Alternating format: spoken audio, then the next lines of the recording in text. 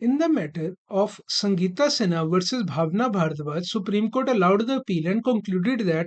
agreement to sell cannot be specifically enforced. The primary issue that arose for consideration in present civil appeal was that whether a suit for specific performance of agreement to sell is liable to be decreed if the buyer had accepted refund of majority of earnest money, deposit or advance consideration during the pendency of the civil suit.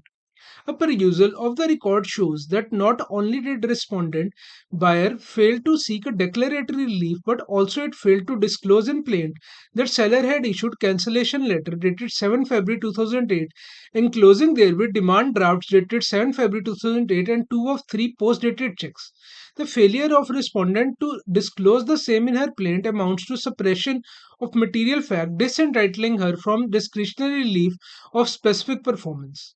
After examination of pleadings and evidence in present suit as well as conduct of respondent buyer, court was unable to agree with the respondent buyer that she was willing to perform agreement to sell and go ahead with the purchase of the property.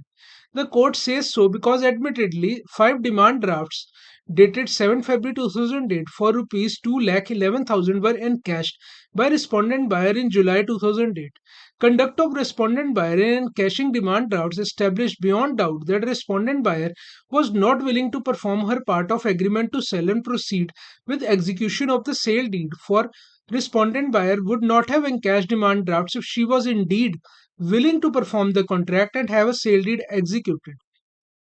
Consequently, once it's established that respondent buyer is not willing to perform the contract, the fact that entire advance consideration or earnest money had not been returned to respondent buyer is irrelevant and immaterial.